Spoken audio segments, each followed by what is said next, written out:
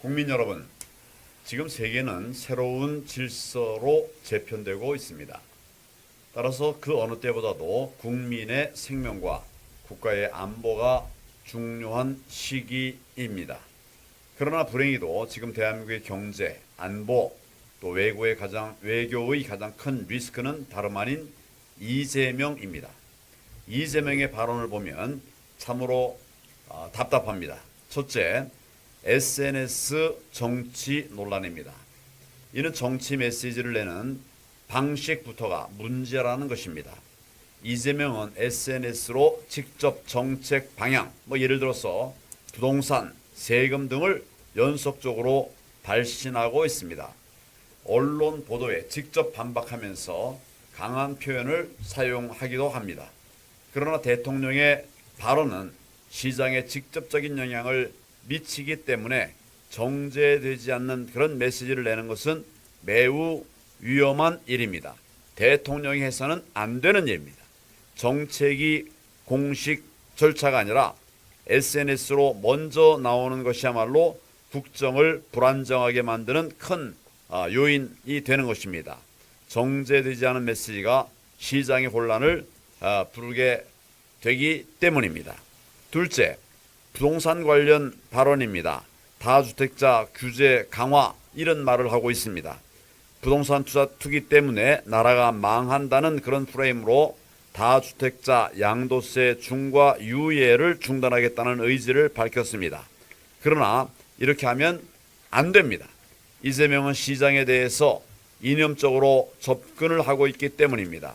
세금을 강화하면 투자가 위축되고 시장이 왜곡될 수밖에 없다고 하는 것이 너무 명약관하지 않습니까? 투기 세력이라고 표현하는 것은 개인의 재산권을 제대로 인정해주지 않으려고 하는 그런 이재명의 이념적 인식을 그대로 드러내고 있습니다. 결국 그는 시장보다 국가 개입을 우선하는 사고, 이런 잘못된 사고를 가지고 자산가 전체를 부정적으로 규정하고 있습니다. 즉 자유민주주의 헌법 가치를 무너뜨리고 있는 것입니다. 셋째, 설탕 부담금, 설탕세 논쟁입니다. 이재명은 설탕 사용 억제 그리고 공공의료 재원 활용 아이디어를 제시를 한다고 했습니다. 이는 사실상 증세 정책을 펴겠다는 것입니다. 그런데 이는 세금 확대 정부가 되겠다는 것을 말하는 것일 뿐만 아니라 국민의 생활, 즉 식습관까지도 정부가 정책적으로 개입하겠다고 하는 것입니다. 왜 이재명 정부는 툭하면 규제를 늘리고 또 늘립니까?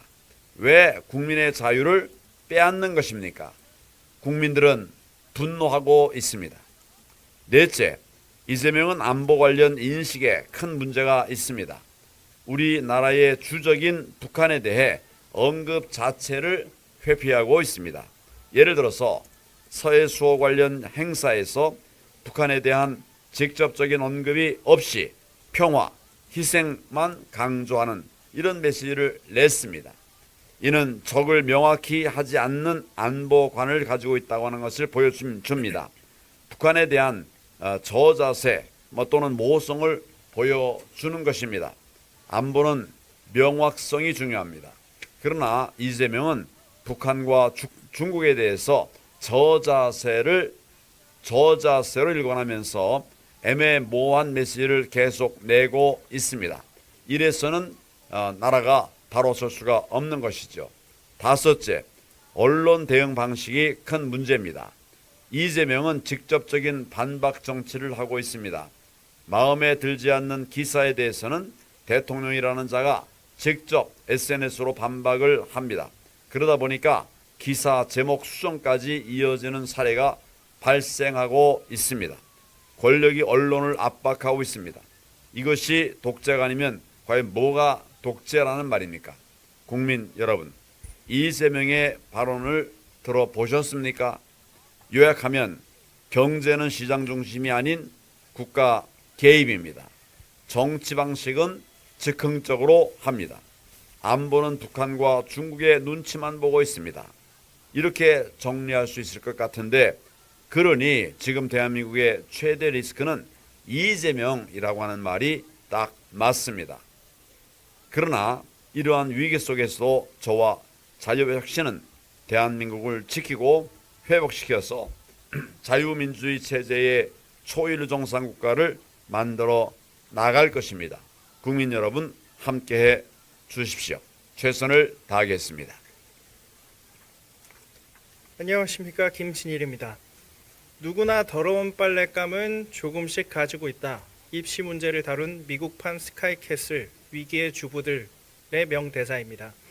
자녀들의 입시 문제에 있어 추악한 뒷모습을 정당화하는 말로 표현됐으나 작금의 대한민국 사회는 성공의 유일한 비결은 더러운 빨랫감이라며 추악한 모습을 자랑스럽게 선전하는 것이 전혀 이상하게 느껴지지 않는 사회가 됐습니다. 자녀 입시 비리로 유죄 선고를 받은 조국은 전직 법대 교수로서 교육자의 양심도 없이 자신의 더러운 빨랫감인 범죄 사실을 선전하며 오히려 정치적으로 활용하고 있기 때문입니다.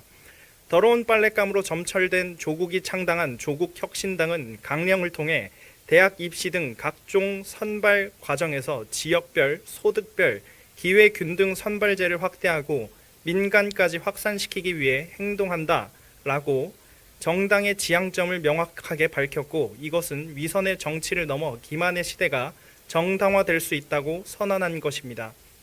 조국과 조국혁신당이 대한민국 교육과정이라는 사다리를 정상적으로 밟아온 청년들에게 어떻게 살아가야 하는지에 대한 사회적 방향성을 제시한 것이라면 우리가 사는 시대에 세탁기는 가장 쓸모없는 발명품 중 하나일 것입니다.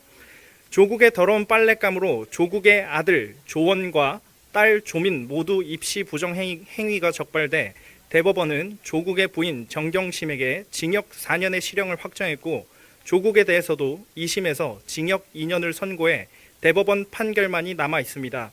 조국의 동생 조건을 대상으로 학교법인 웅동학원 운영 비리 문제가 불거지자 조국은 웅동학원을 사회 환원하겠다고 약속했지만 조국의 모친 박정숙 이사장은 2027년까지 이사장직을 연임하며 자리를 지킬 예정입니다.